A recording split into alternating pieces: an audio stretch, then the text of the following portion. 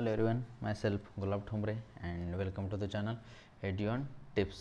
बघा आज आपण या टॉपिकचा या चॅप्टरचा last topic that is the infertility. Okay, this is the most important part of this chapter.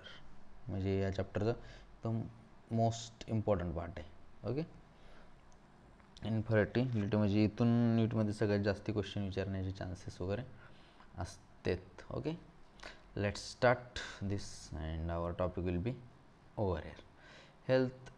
Reproductive health is incomplete without mentioning infertility. A large amount of couples all over the world in India are infertile, that is they are unable to produce children in spite of unprotected sexual cohabitation. The reasons for this could be काही reason असू शकतात, physical किंवा कॉन्जेंटल diseases पण काय असू शकते, drugs पण काय असू शकतात, किंवा इम्युनॉलॉजिकल और इवन सायकोलॉजिकल पण काय असू शकते. इंडिया ऑफन द फिमेल ह्याच्यासाठी ब्लेम केलं जातं आहे, couple being childless, but more often than not problem lies in the male partner. असं थोडीच आहे की म्हणजे फिमेलमध्ये जो हे असतात, मेलमध्ये पण काही बऱ्याच वेळा प्रॉब्लेम आहे. Specialise health care units infertility clinics could help diagnose and corrective treatment of some of the disorders and enable these couples to have children. Okay, that's all. However, where such corrections are not possible, the couples could be assisted to a children through certain special techniques known as reproductive technique. This is very important. Assistant reproductive technique, this ARTचं full form पण विचारू शकतात किंवा कोणत्या ह्याच्या through करते, that is the assisted reproductive technology. Okay, आता काही मेथड्स दिल्यात.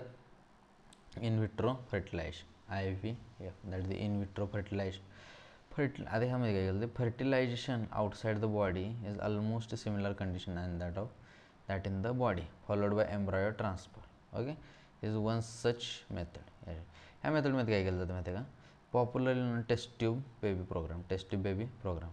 ओवा from the wife donor female, म्हणजे फिमेलपासून ओवा घ्यायचा, and sperms from the husband donor collected and are induced into form zygote under the simulated conditions in the laboratory. The zygote are early embryos. म्हणजे काय केलं जातं सांगतो. म्हणजे suppose हे मेल पार्टनरकडून इकडून ओवा घ्यायचा, फिमेल पार्टनरकडून इकडून ओवम घेतला, परत मेल पार्टनरकडून स्पर्म घ्यायचा, आणि ह्या दोघांचं इथं लायब्ररीमध्ये मीटिंग करायचं. मग इथं झायगोट फॉर्म होणार. मग हा 8 to 16 ब्लास्टोमर्सपर्यंत थांबवायचा. ओके, 8 to 16 8पर्यंत fallopian tube, yes 8 up to 8 sorry my mistake 8 with the 8 up to 8 blastoma could then be transferred to the fallopian tube. नंतर मग fallopian tube मध्ये transfer. Zygote intra, that is the ZIFT zygote intra fallopian transfer. हे long form लक्षात ठेवा. Long form are very important. ZIFT. Okay, early transfer. त्यानंतर तर embryos with more 8 blastomeres uterus. Yes, म्हणजे 8पेक्षा जर जास्ती ब्लास्टोमर्स असतील देन युटरसमध्ये ट्रान्सफर करायचं, आणि 8पेक्षा जर कमी असतील then fallopian tube. That is this line is very important. With 8 blastomeres 8 blastomeres could then transferred into fallopian tube. Okay, that the ZIFT म्हणते त्याला. And embryos with more than 8 ब्लास्टोमर्सपेक्षा जास्त असेल then uterus medial, that is the intrauterine transfer. Okay, that's the two types. To complete its further development, embryos developed in vivo fertilization also could be used for such transfer to assist those females who cannot conceive. हे झालं फिमेलसाठी, म्हणजे ज्या females use हे important आहे. दिस is झिप्ट कशासाठी use केलं जातं, that is fallopian ट्यूबसाठी. 8 ब्लास्टोमर असतील देन, आणि 8पेक्षा जर जास्त ब्लास्टोमर जर तयार झाले असतील then intra uterine transfer, that is IUT. Okay, that's all. नंतर transfer of an ovum collected from donor in the fallopian tube, that is the GIFT. Another female who cannot produce one. Wait, just a minute. But can provide suitable environment for fertilization and further development is another method attempted. Okay, ह्याच्यामध्ये काय केलं जाते, intracytoplasmic sperm injection. Intracytoplasmic sperm injection is specialized procedure to form an embryo in the laboratory in which sperm is directly injected into the womb. मध्ये direct inject केलं जाते. Infertility cases either due to inability of the male partner to inseminate the female or due to very low sperm count. म्हणजे male पार्टनरमध्ये जर problem असेल ना त्यासाठी हे वापरायचे, काय म्हणतात, intracytoplasmic sperm injection. Intracytoplasmic sperm injection हे मेथड आहे, that is the artificial insemination. Okay, in this technique the semen collected from either the husband or healthy donor is artificially introduced into the vagina or the uterus, i.e. intrauterine insemination of the female. That's all. Okay, म्हणजे मेलमध्ये जर problem असेल, मेलमध्ये त्यानंतर त्याला sperm घ्यायचं आणि direct ह्याच्यामध्ये इंट्राउटराइन insemination direct, okay, fallopian ट्यूबमध्ये direct इन्सेमिनेट करायचं. Okay, that's on. आणि फिमेलमध्ये जर प्रॉब्लेम असेल देन दॅट बघितलं इन व्हिवो फर्टिलायझेशन, यामध्ये 8 ब्लॉस्टमरपर्यंत फॅलोपियन ट्यूबमध्ये, आणि जर 8पेक्षा जास्ती ब्लॉस्टमर्स गेलं देन काय म्हणतात, युटरनमध्ये हे करायचं, युटरसमध्ये हे करायचं. Okay, though options are many, all this techniques extremely high handling by specialized professional and expensive instrumentation. Therefore, these facilities are presently available only in few centers in the country. Obviously, their benefits is affordable to only limited number of emotional, religious, social factors are also deterrents in the adoption of this method. Since the ultimate aim of all these procedures is to have children. India with so many orphaned and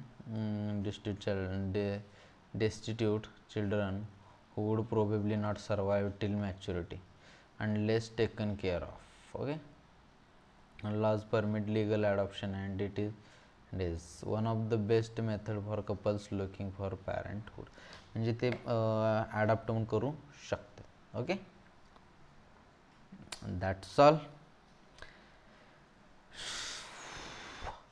Now our chapter is over here.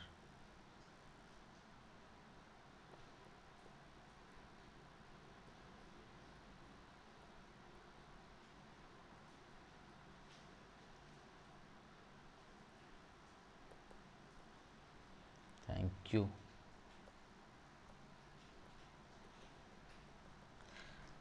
Bye bye.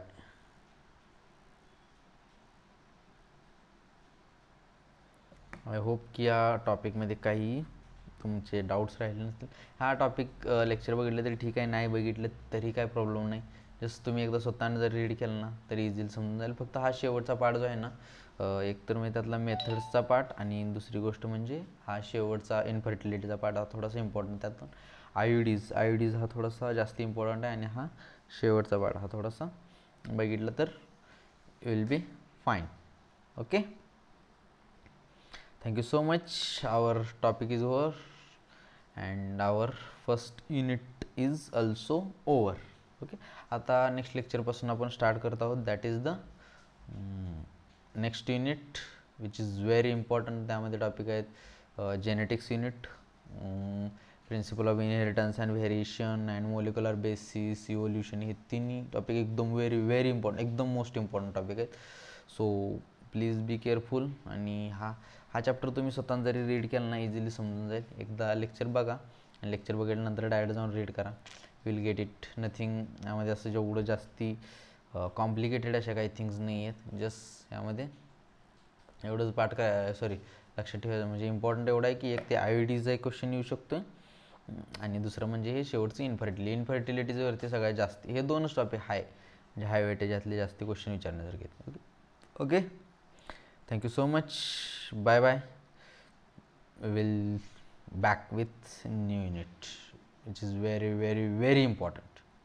Okay, ते unit आपण एवढं perfect, एवढा time देऊन एकदम slowly एवढं perfect करूया ना काय विल नेवर म्हणजे एक जस्ट ट्रस्ट मी की तुम्ही ते विसरायचं म्हटलं तर विसरणार नाही. एवढं आपण एकदम स्मूथली करूया. Okay, thank you so much. Bye bye.